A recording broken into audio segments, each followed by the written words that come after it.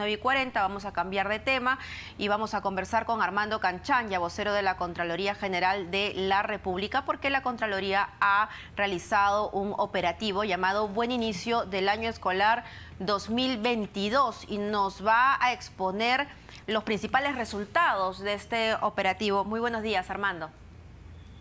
Sí, muy buenos días, Mabel. Buenos días a todos en la mesa. Cuéntenos, por favor, ¿cuáles han sido los resultados más resaltantes? ¿Qué es lo que ha encontrado? Me temo que no son noticias positivas. Bueno, lamentablemente no son noticias que nos permitan decir como uno quisiera que la vuelta a clases después de estos 2 años de pandemia sean de las mejores condiciones posibles para estos cerca de 6.400.000 alumnos que van a los colegios públicos y que dependen necesariamente de la oferta del Estado, ¿verdad?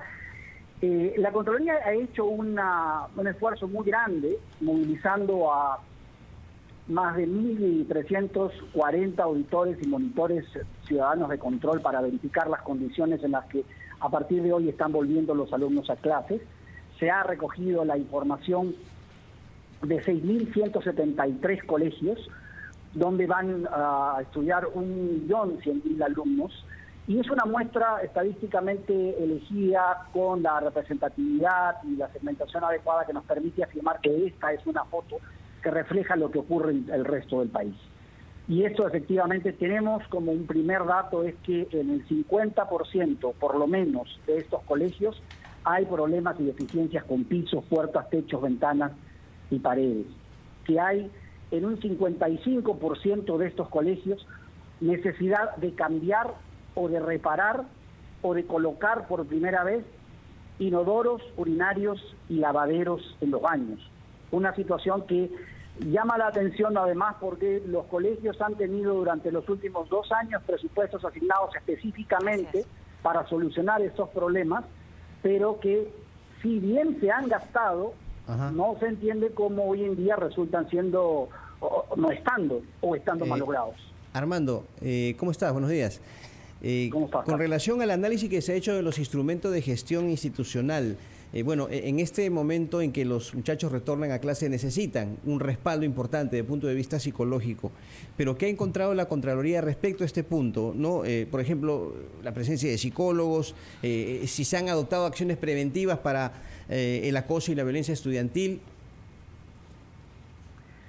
Sí, esto se ha dado con mayor crudeza en Cajamarca, Junín y La Libertad, y efectivamente en 4.610 colegios, es decir, el 85% de la muestra no había psicólogos, algo que resulta muy importante en esta pandemia con los estragos que ha generado la pandemia en cada una de estas familias, es las familias de todos los peruanos.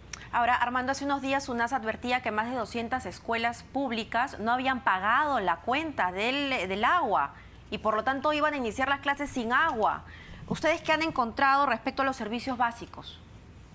Bueno, en servicios básicos sí, también hay problemas bastante serios. Hay problemas, por ejemplo, con la atención del acceso al agua.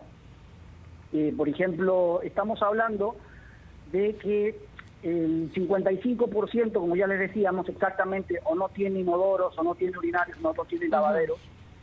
Hay un 17% que carece de desagüe, un 29, casi 30% no tiene servicio de recolección de los residuos sólidos, que es otra cosa que es muy importante también, cómo se va a terminar de procesar o retirar la basura que generan los colegios. Hay restricciones de agua potable, y esto es un poco la línea de lo que preguntas, en el 18% de los colegios.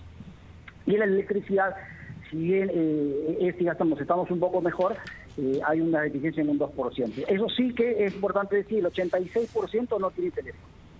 Armando Canchanya, buenos días. Además de estos aspectos de infraestructura, hay el problema que ustedes han ido a controlar de la preparación para que los protocolos de bioseguridad puedan ser respetados, es decir, contar con el material y en primer lugar mascarillas y demás, porque esto es un tema que desborda de la sola escuela, ¿no? Se desborda sobre la comunidad.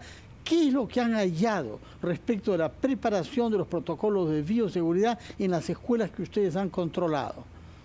Sí, es muy importante para que los alumnos tengan la información necesaria sobre qué hacer o qué no hacer en el colegio y evitar los contagios.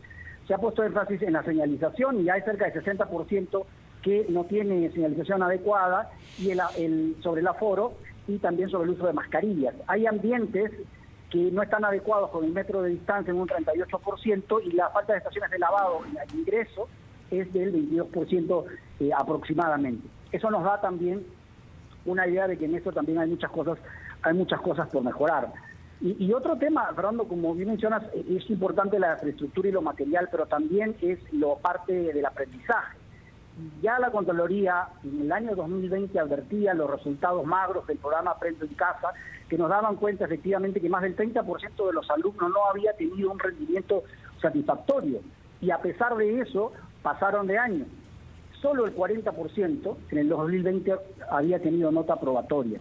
Y esto es muy importante también, porque el propio Contralor Schack ponía un ejemplo, ¿no? El ejemplo de una niña que en el 2019 estaba en inicial y que en estos 2 años ha tenido que aprender a leer, escribir, a sumar y a restar, y hoy entra a 3er grado de primaria. La pregunta es si está en condiciones de poder enfrentar los retos que supone el 3er grado, y si el sistema está, digamos, pensado para acoger y guiarla en ese aprendizaje, ¿no? Eso es muy importante también tenerlo en cuenta. Muchas gracias por sus explicaciones y felicitaciones por el operativo que han desplegado. El operativo Buen Inicio del Año Escolar. Hemos hablado con el vocero de la Contraloría General de la República. Fernando, solamente, perdona, nada más que es muy importante decir que el informe está a disposición de todos los peruanos en el portal web de la Contraloría. Este informe está también ya en los escritorios del ministro de Educación, de los gobernadores regionales y los gerentes regionales de educación en todo el país, para que puedan tomar las medidas correctivas de inmediato. Así es, ojalá que lo lean, pero sobre todo que pongan en práctica las recomendaciones que se derivan de este informe. Muchas gracias, Armando Canchaya. Recuerdo que usted es el vocero de la Contraloría General de la República. Vamos a hacer una pausa.